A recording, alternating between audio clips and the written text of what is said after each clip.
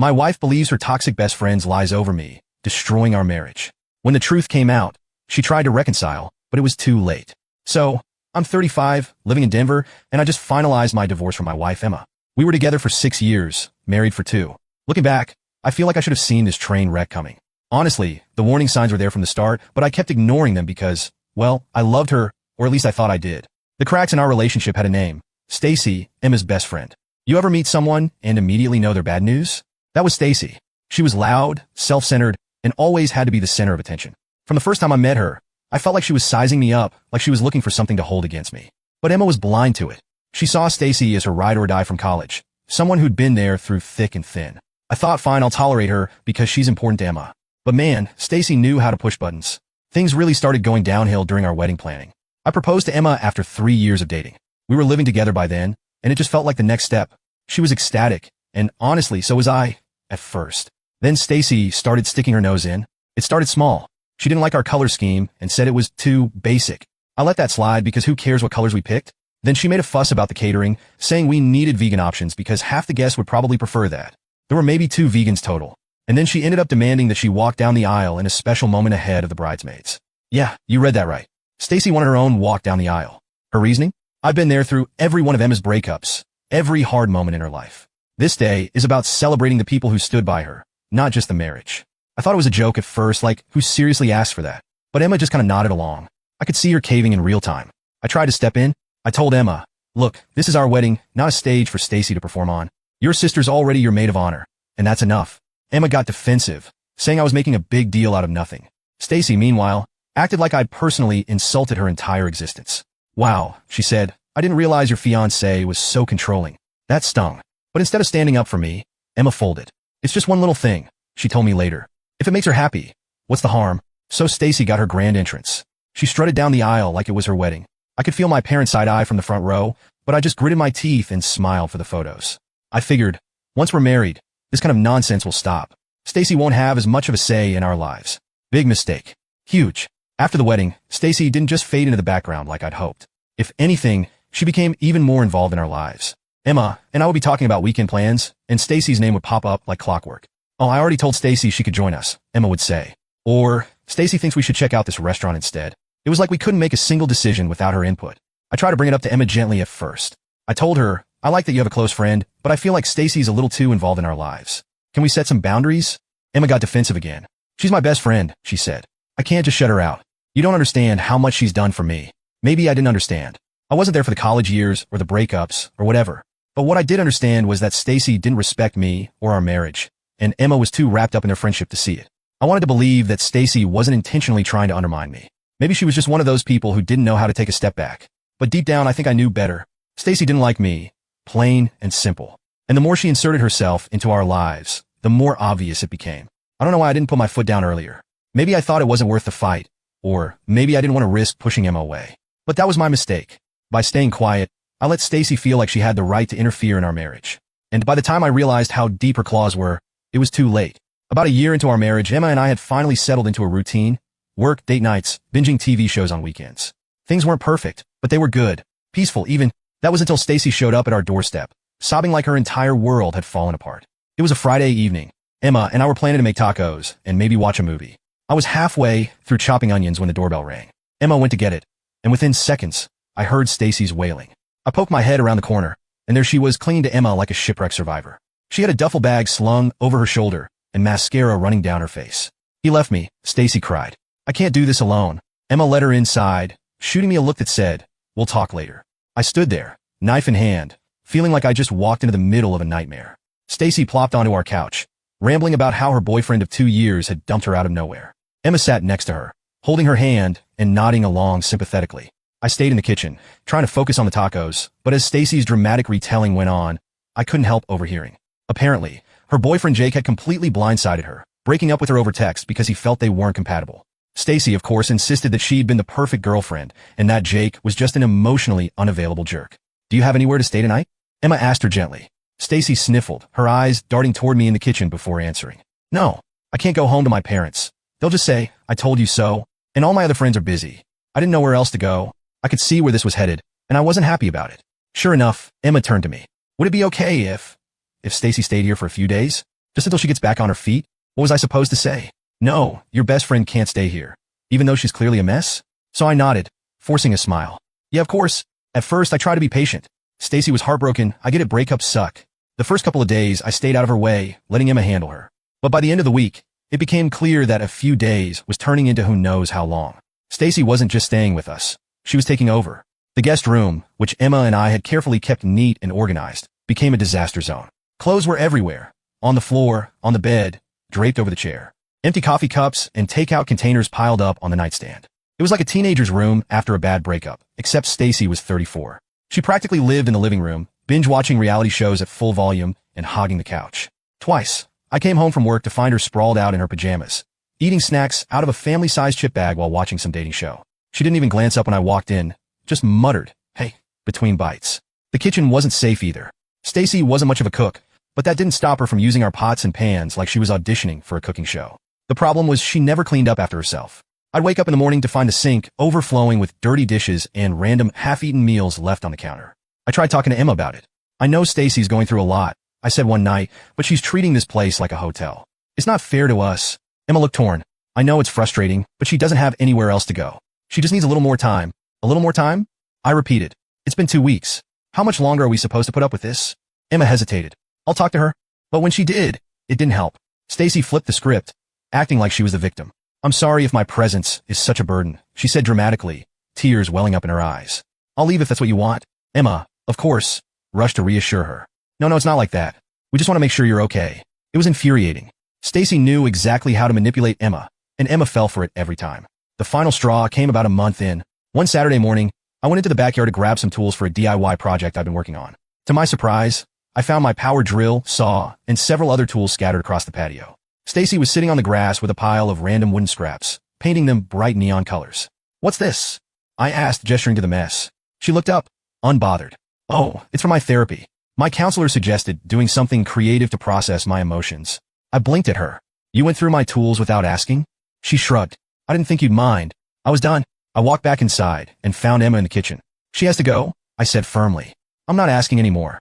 Emma looked at me, surprised by my tone. What happened? She's treating this house like her personal playground. I'm done with it, Emma. I've been patient, but this isn't working. She needs to leave. Emma sighed, rubbing her temples. Okay, I'll talk to her. This time, I didn't leave it up to Emma. I sat down with both of them and laid it out. Stacy, we've done our best to support you through this, but it's been a month. This isn't sustainable for us. You need to start looking for another place to stay. Stacy didn't take it well. She accused me of being heartless, of not understanding what she was going through. You're kicking me out when I'm at my lowest, she said, glaring at me. Wow, what a great friend you are. I didn't let her guilt trip me. I'm not kicking you out today, but you need to find somewhere else. We've given you plenty of time. Emma looked torn, but for once, she didn't side with Stacy. Within a week, Stacy was gone. She left in a huff, muttering something about how I'd always been controlling and how Emma deserved better. As she drove off, I felt a weight lift off my shoulders. For the first time in weeks, our house felt like ours again. But even then, I knew this wasn't the last we'd hear from Stacy. The real Stacy damage started on a random Saturday afternoon. Emma had gone out for her usual brunch with Stacy. I wasn't exactly thrilled about it, but I'd stopped commenting on their meetups months ago. What was the point? Stacy was going to be a part of Emma's life, no matter what I said. I stayed home, figuring I'd use the quiet to catch up on errands. Nothing exciting, just groceries, laundry, and a bit of yard work. By the time Emma got back, I was in the kitchen unloading the groceries. I greeted her like I always did, but something felt off. She barely said a word, just mumbled a hey, and went straight to the bedroom. I stood there for a second, holding a bag of apples, trying to figure out if I'd done something to piss her off. Maybe she was just tired. I shrugged it off and went back to putting things away. For the rest of the day, Emma was distant, like really distant. She avoided eye contact, answered my questions with one-word replies, and spent most of her time glued to her phone. I asked her a couple of times if something was wrong, but she just brushed me off with, I'm fine. Clearly she wasn't. I figured maybe Stacy had unloaded some of her usual drama, and Emma just needed time to process. That night, though, things got weird. After dinner, she barely touched her plate and went to bed early. When I joined her later, she was curled up on the far edge of the bed, pretending to be asleep. I lay there, staring at the ceiling, wondering what the hell was going on. The next morning, I decided to push the issue. Emma, seriously, what's going on? You've been acting weird since you got back from brunch. She hesitated for a moment, not looking at me. Then she said, I need to ask you something, and I need you to be honest. Okay, I said, feeling a knot form in my stomach. What is it? She finally turned to face me, her expression a mix of anger and hurt. Were you with someone else yesterday? I blinked at her, completely thrown off. What? No. What are you talking about? Her voice got sharper. Stacy said she saw you in a parking lot. She said you were in your car, making out with some woman. For a second, I didn't even know how to respond. It was so out of left field that I almost laughed. But when I saw how serious Emma looked, the disbelief turned into frustration. Emma, that's ridiculous. I wasn't with anyone. I was grocery shopping. She described your car. Emma snapped. She said you were wearing your brown jacket. She even knew the parking lot by that little strip mall near Main Street. I felt like I was in a bad dream. Yeah, because I was at that strip mall. That's where the grocery store is. I wasn't making out with anyone. I was buying milk and bread. Emma crossed her arms, glaring at me. Then why would Stacy say she saw you? That question pissed me off more than anything. Not are you sure she's mistaken? Or could it be a mix-up? Nope, just why would she lie? Like the idea of Stacy lying was somehow impossible. I don't know, Emma, I said, my voice rising. Why don't you ask her? Because I didn't do anything wrong. But she wasn't listening. I don't know what to believe, she muttered, shaking her head. Stacy wouldn't lie about something like this. That hit me like a punch to the chest. She didn't know what to believe? After everything we'd been through, she couldn't trust me over Stacy? I stood up, pacing the room. You've known me for 6 years. Do you really think I'd cheat on you? And in a parking lot? Of all places? Does that even sound like me? Emma didn't answer. She just sat there, staring at her hands. I need time to think, she finally said, her voice barely above a whisper. The next few days were hell. Emma barely spoke to me. She moved into the guest room, saying she needed space. Every time I tried to bring up the conversation, she shut me down. I'm not ready to talk, she'd say, or I need more time. Meanwhile, I was walking around in a fog of anger and disbelief. I couldn't stop thinking about Stacy. This was exactly the kind of chaos she thrived on. But what I couldn't wrap my head around was why. Why go to such extremes? Why lie about something so serious? Did she really hate me that much? At the same time, I couldn't ignore the bigger issue, Emma's reaction. The fact that she didn't even give me the benefit of the doubt said more about our marriage than Stacy's lies ever could. If she trusted Stacy's word over mine, what did that mean for us? A week later, Emma packed a bag and left. She didn't even tell me where she was going, just said she needed time to figure things out. I didn't fight her on it. At that point, I was too exhausted to argue. The next morning, I got a text from her. I think it's best if we separate for now. I'll have my lawyer send over the paperwork. That was it. No discussion, no attempt to work things out, just a text and a lawyer. It was like our entire marriage had been swept aside because of one ridiculous story. I didn't even know how to process it. One part of me wanted to fight, to prove my innocence, to make Emma see reason. But another part of me was just done. If she was willing to throw everything away so easily, maybe I didn't want to save this marriage after all. In the weeks that followed, things got worse. Word spread about our separation, and Stacy made sure everyone knew her version of events. Mutual friends started acting weird around me, avoiding eye contact or making vague comments about working on myself. Even my own family started asking awkward questions like, is there any truth to what they're saying? It felt like I was living in a nightmare. Everywhere I turned, there was another reminder of how quickly people could turn on you. And through it all, Emma stayed silent. No calls, no texts, no attempts to reach out, just radio silence. At first, I was angry, angrier than I'd ever been in my life. But as the days turned into weeks, that anger started to fade. In its place was something colder, harder. If Emma didn't trust me enough to even have a conversation, then maybe I didn't need her in my life. I wasn't going to beg for someone who didn't believe in me. Let her have her time to think. Let her stay under Stacy's thumb. I was done fighting for a marriage where I was always second place to her so-called best friend. If this was how it was going to end, then so be it. 2 months after Emma left, on one Thursday evening, something happened that I didn't see coming. I was minding my own business, scrolling through my phone while eating dinner, when I got a text from a number I didn't recognize. It read, "Hi, this is Marissa. I know Stacy lied about you. Can we talk?" I stared at the screen for a moment, trying to figure out who the hell Marissa was. The name rang a faint bell. Something about a party Stacy and Emma dragged me to a couple of years ago. But why was she messaging me now? My first instinct was to ignore it, but something about the way she phrased it, "I know Stacy lied about you," made me curious. I replied, "What do you mean? What lie?" Her response came almost instantly, about the cheating. Stacy admitted she made it up. "I think you need to see the proof." The next day, I met Marissa at a small coffee shop downtown. She was already there when I arrived, sitting at a table near the window and fidgeting with her phone. I sat down across from her, feeling a mix of curiosity and dread. "Thanks for meeting me," she said nervously. "I wasn't sure if you'd even want to talk." "Yeah, well, here I am," I said. "What's this about Stacy lying?" She pulled out her phone and opened a text conversation. "I've been friends with Stacy for a long time, but after this, I can't keep quiet anymore. You need to know what really happened." She handed me the phone, and I started reading. The messages between her and Stacy were jaw-dropping. "Stacy, OMG, Emma finally left him. She actually believed me. LOL. Marissa, what are you talking about?" "Stacy, I told her I saw him making out with some rando in his car. You should have seen her face. Priceless."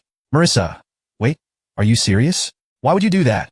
"Stacy, because he's a controlling jerk and she's too dumb to see it." I had to help her. I kept scrolling, my hands trembling with anger. It got worse. "Stacy, it's not like their marriage was going to last anyway. Emma's so gullible. She'll believe anything I tell her." "Marissa, this is messed up, Stacy. Stacy, whatever. She's better off without him. And now I don't have to hear about her perfect marriage anymore. Gag. I couldn't read any further. I handed the phone back to Marissa. My jaw clenched so hard it hurt. She really said all that? I asked, my voice barely above a whisper. Marissa nodded, looking genuinely upset. Yeah, she bragged about it like it was some kind of accomplishment. I didn't believe it at first, but when she started mocking Emma for being too naive, I realized how twisted it was. I sat there trying to process what I'd just seen. Stacy hadn't just lied. She'd actively sabotaged my marriage and made fun of Emma in the process. She'd manipulated her best friend for no other reason than sheer entitlement and spite. Why are you telling me this now? I asked finally. Why not earlier? Marissa looked down at her coffee. I don't know. I guess I was scared. Stacy can be intense, but I couldn't keep quiet anymore. It's not fair to you, and it's not fair to Emma. I took screenshots of the messages and thanked Marissa for coming forward. On the drive home, I couldn't stop replaying the conversation in my head. I wasn't just angry. I was furious. Furious at Stacy for being such a manipulative, entitled piece of work. Furious at Emma for falling for it so easily. And furious at myself for letting Stacy get away with her crap for so long. But more than that, I felt validated. For months, I've been walking around with this cloud over my head, wondering if I could have done something differently. Now I had proof that none of this was my fault. Stacy had set me up from the start, and Emma had played right into her hands. By the time I got home, my anger had simmered down into something colder. I wasn't going to lash out or throw accusations around. No, I was going to handle this the right way. First, I forwarded the screenshots to my lawyer with a quick note. This is what really happened. Let me know how we can use it. Then I sat down and stared at my phone, debating whether to text Emma. Part of me didn't want to. What was the point? She'd already shown where her loyalty lay. But another part of me felt like she deserved to know the truth, even if it wouldn't change anything. After a few minutes, I typed out a message. We need to talk. It's important. Her reply came quicker than I expected. What do you want? I kept it short. I have proof that Stacy lied. Can we meet? You need to see this. There was a long pause before she replied, fine. Tomorrow afternoon. Where? I suggested a park near her new apartment. She agreed, and that was that. I didn't want to win her back. I wasn't interested in that anymore. But I needed her to know the truth, if only to clear my name. Part of me wanted to just shove the screenshots in Emma's face and let her deal with it, but I knew I needed to keep my cool. The last thing I wanted was for her to think I was being dramatic or emotional about this. When Emma finally arrived, she looked hesitant, almost nervous. She was wearing her usual casual outfit, a hoodie and jeans. But she didn't have that confident air she used to carry. She spotted me and gave a small wave before walking over. What's this about? She asked, her arms crossed defensively. I didn't waste any time. I pulled out my phone, opened the screenshots Marissa had sent me, and handed it to her. Read this, I said flatly. Emma looked at me, confused, but took the phone and started scrolling. At first, her expression was neutral, but as she read, her face changed. Her eyes widened, her mouth fell open, and by the time she reached the last message, she looked pale. She handed the phone back to me with shaking hands. She lied, she whispered, almost to herself. Yeah, I said, trying to keep my voice steady. She lied about everything. She made up the story about me cheating just to break us up. And apparently, she thought it was hilarious. Emma sat down on the bench next to me, staring at the ground. I didn't know, she said softly. I didn't think she'd ever. You didn't think she'd ever lie to you. I interrupted, my voice sharper than I intended. That's the problem, Emma. You didn't think. You didn't even stop to question it. You just believed her and threw me under the bus. She flinched at my words but didn't say anything. Do you know how humiliating it's been? I continued. My friends, my family, hell, even my coworkers started looking at me like I was some kind of dirtbag. All because you couldn't take 2 seconds to ask me what really happened. Tears started welling up in her eyes. I thought I was doing the right thing, she said. Stacy's been my best friend for years. I trusted her. Yeah, well, that trust has cost you your marriage, I said bluntly. Emma looked up at me, tears streaming down her face. I'm so sorry, she said, her voice cracking. I didn't know. I swear I didn't know. That's the problem, Emma, I said, my tone softening but still firm. You didn't know because you didn't even give me a chance. You trusted her more than you trusted me. And that says a lot about how you saw this relationship. We sat there in silence for a few minutes, the weight of everything hanging in the air. Finally, Emma spoke again. I'll cut her off, she said quietly. I'll never talk to her again. We can fix this. We can go to counseling, figure things out. I'll do whatever it takes. I sighed, running a hand through my hair. Part of me wanted to believe her, but the truth was the damage had already been done. She'd chosen Stacy over me without a second thought. I don't think we can fix this, I said finally. It's not just about what Stacy did. It's about how easily you believed her. How little trust you had in me. That's not something we can just work through. Emma started crying harder. I was stupid, she said between sobs. I should have talked to you. I should have trusted you. Please, just give me one more chance. I shook my head. I'm sorry, Emma, but I can't. This isn't just about forgiveness. It's about trust, and once that's gone, it's almost impossible to get back. She kept crying, and for a moment I almost felt bad for her. Almost. But then I remembered all the nights I spent alone, wondering what I could have done differently. All the friends who ghosted me because they believed Stacy's lies. All the times I questioned my own worth because of how easily Emma discarded me. And just like that, my sympathy disappeared. I think it's best if we both move on, I said, standing up. I wish things could have been different, but this is where we are now. Emma didn't try to stop me. She just sat there, crying in her hands as I walked away. I didn't look back. For the first time in months, I felt like I was finally in control of my life again. Later that night, Emma sent me a long text apologizing again and begging me to reconsider. I didn't respond. There was nothing left to say. Stacy's lie might have been the catalyst, but Emma's lack of trust was the real reason our marriage fell apart. At this point, I wasn't interested in trying to fix something that had already been broken beyond repair. Instead, I forwarded the screenshots to a few of the mutual friends who had ghosted me. I didn't add any commentary. I just let the texts speak for themselves. Within hours, my phone started blowing up with apologies and messages of support. Wow, I can't believe Stacy would do that, one friend wrote. I'm so sorry for doubting you. You didn't deserve this, another said. Let me know if there's anything I can do. It was nice to have some validation, but I wasn't interested in rekindling those friendships. If they'd been so quick to believe the worst about me, they weren't people I wanted in my life anymore. As for Stacy, I didn't bother confronting her. What would be the point? She'd already shown who she was, and I wasn't about to give her the satisfaction of knowing how much damage she'd caused. A few days after that, I started hearing things from mutual friends.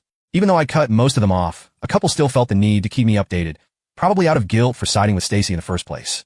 One friend, Sarah, called me up and said, "You're not going to believe this, but Stacy's basically been blacklisted from our group." Apparently, once word got out about what she'd done, everyone started distancing themselves from her. Marissa had shared the screenshots with a few other people, and from there, the story spread like wildfire.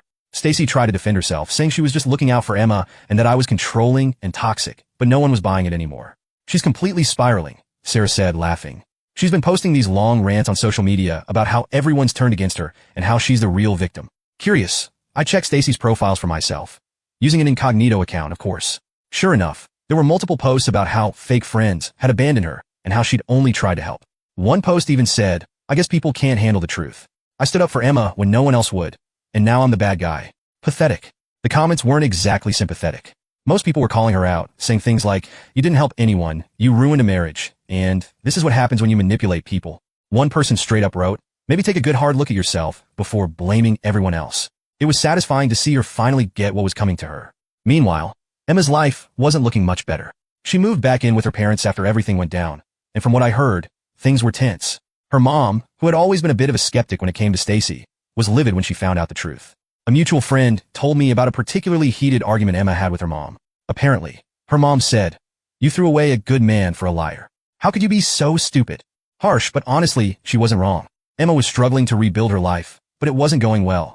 Her attempts to reconnect with some of our old friends were met with mixed reactions. While a few people were willing to forgive her, most weren't. They'd seen how easily she turned on me, and they didn't want to risk being in the same position. "She looks miserable," Sarah told me during one of our rare conversations. "Like she's trying to put on a brave face, but it's obvious she regrets everything." A few weeks later, Stacy lost her job. Marissa, who still worked with her, sent me a quick message. "Just thought you want to know, Stacy got fired today." Turns out, Stacy's reputation had started catching up with her at work. People found out about what she'd done, and her coworkers started avoiding her. She'd always been the type to stir up drama in the office, but after this, no one wanted to deal with her anymore. Eventually, her boss caught wind of the tension and let her go, citing interpersonal issues as the reason. I'd like to say I felt bad for her, but I didn't.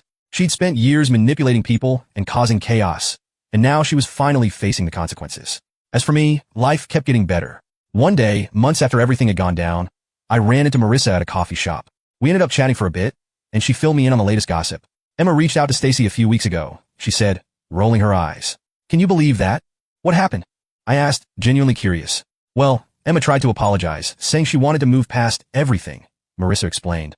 But Stacy just laughed in her face. She told Emma she was pathetic for even trying, and that she was better off without her. I shook my head, a mix of amusement and disbelief.